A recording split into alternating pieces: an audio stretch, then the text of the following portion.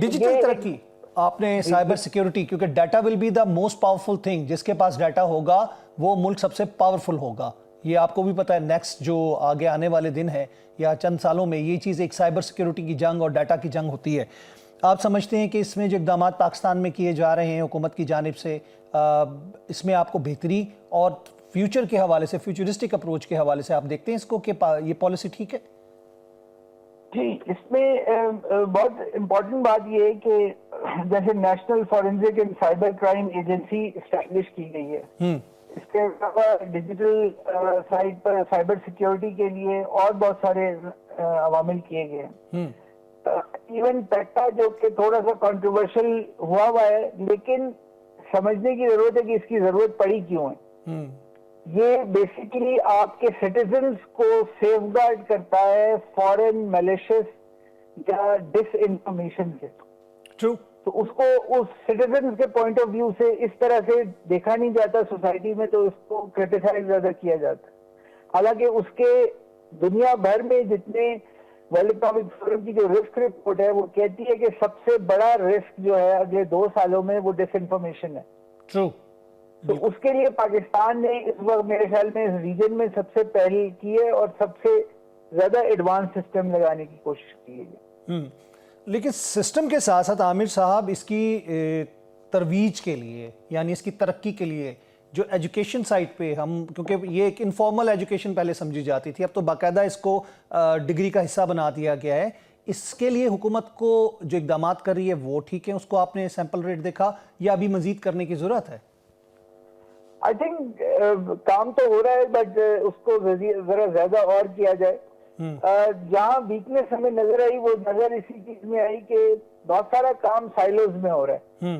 تو بہت سارے اداروں کو یہ نہیں پتا ہوتا کہ دوسرا ادارہ کیا چیز کر رہا ہے. صحیح. تو انٹر ڈپارٹمنٹل جو کوارڈینیشن اینڈ کمیونیکیشن ہے وہ تھوڑی سی میرے خیال میں مزید بہتر کی جا سکتی ہے. اس میں سماجی اور انسانی حقوق کی بھی بات کی جا رہی ہے. اس وقت یہ بہت بڑا سبجیکٹ بنا ہوا ہے اور بہت سارے لوگ جو کہ اپوزیشن سائٹ کے ہیں وہ اس چیز کے اوپر نہ صرف پاکستان کے اندر بلکہ باہر بھی بہت کچھ پاکستان کے حوالے سے ڈس انفارمیشن بھی دے رہے ہیں. آپ سمجھتے ہیں کہ اس کے لیے ہمیں ایک منظم طور پر چیز کے حقائق سے مربوط کر کے اس کے اوپر ایک رپورٹ بنا کے پیش کرنی چاہیے؟ جی، میرے خیال میں جس طرح سے اب کام ہوا ہے، یہ آواز ایپ بنائی گئی ہے، ہیومن رائٹس کا کمپلینٹ پورٹل، یہ بہت ساری چیزیں ہیں جس سے ڈیٹا جنریٹ ہونا شروع ہوگا ان چیزوں میں. اور ڈیٹا جو ہے پھر وہ خود اپنی ایک کہانی بیان کرتا ہے. تو اس لحاظ سے اور نیشنل پالیسی بھی اپروو ہوئی ہے خواتین اور بچوں کے خلاف تشدد کے خلاف. تو یہ وہ عوامل ہیں جو دیکھے جا سکتے ہیں کہ نئی ریگولیٹری باڈیز بھی کریٹ کی جا رہی ہیں، نئے میکنزمز بھی کریٹ کیے جا رہے ہیں اور نئے ریگولیشنز بھی ساتھ ساتھ بنائے جا رہے ہیں. تو یہ 11 مہینے میں اتنا کچھ کرنا میرے خیال میں کافی مشکل ترین کام ہے. مشکل بھی کام تھا کیونکہ پولیٹیکل انسٹیبلٹی کے حوالے سے بھی بہت سارے مسائل تھے. ایک بڑی منفرد رپورٹ ہے یہ، کیونکہ ہم پہلے جو رپورٹس بن کے آتی رہی، اقتصادی سرویز آتے رہے، وہ کچھ کسی اور انداز میں، کچھ چند ماہ کی، 6 ماہ کی اور اس طرح کے 4 ماہ کے حوالے سے ان کی رپورٹس ہوتی تھیں. یہ رپورٹ بنانے کے حوالے سے میں پوچھنا یہ چاہوں گا کہ اس پہ جو سیمپل ریٹ ہے، جس طرح آپ نے گردشی قرضوں کا اس میں تھوڑا سا ذکر نہیں کیا، اس کو میں تھوڑا سا دیکھ رہا تھا، پڑھ رہا تھا، باقی آپ نے ایبسولوٹلی ہر سیکٹر کو، ہر چیز کو اس میں اس کا احاطہ کیا ہے. آپ یہ بتائیے گا کہ افراط زر میں کمی یا مہنگائی میں کمی، کیونکہ حکومت کا تو ایک کلیم یہ آتا ہے کہ ہم نے مہنگائی میں کمی کر دی ہے، جبکہ عوام یا پھر اپوزیشن جو ہے وہ یہ کہتی ہے مہنگائی تو جوں کی توں ہے. تو افراط زر میں کمی، اس کو واضح کرنے کے لیے ہم نے بہت سارے حکومتی نمائندوں سے بھی بات کی کہ مہنگائی ہونے کی شرح میں رکاوٹ ہوئی ہوگی لیکن مہنگائی میں کمی نہیں آئی. تو آپ اس کو سیمپل ریٹ کو کیسے دیکھیں گے؟ آپ دیکھیں، افراط زر مئی 2023 میں تقریباً 38% تھا. نو ڈاؤٹ، بالکل. جو کہ دسمبر میں تقریباً 4.1% تک آ گیا. درست. اگر آپ بہت ساری چیزوں کا دیکھیں تو ایون پیٹرول کی پرائس جو ہے وہ بھی، اگر آپ جنوری 2024 کی دیکھیں اور جنوری 2025 میں دیکھیں تو بڑا فرق ہے دونوں میں. تو اس لحاظ سے تو افراط زر میں کمی آئی ہے.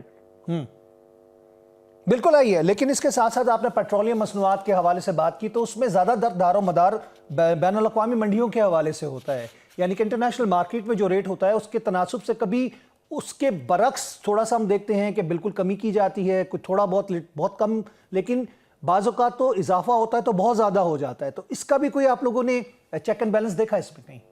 لیکن یہ رپورٹ جو ہے نا یہ بیسکلی ڈاکیومنٹ کر رہی ہے جو ریفارمز گورنمنٹ نے کیے ہیں اس کے اوپر. صحیح. تو نمبر آف ریفارمز کوئی تقریباً 11 مہینے میں 120 ریفارمز ہیں. تو اس کا مطلب ہے کہ تقریباً ہر سیکنڈ نہیں تو تھرڈ ڈے ایک نئے ریفارمز کی طرف گورنمنٹ نے کام کیا، جو کہ بہت بڑی بات ہے. جو اس سے پہلے گورنمنٹ رہی ہیں انہوں نے بھی کام کیا ہوگا پر اس کو ڈاکیومنٹ نہیں کیا گیا. تو یہ فرسٹ ٹائم پاکستان میں ہو رہا ہے کہ گورنمنٹ کی جو ریفارمز کا ایجنڈا ہے اس کو ڈاکیومنٹ کیا جا رہا ہے.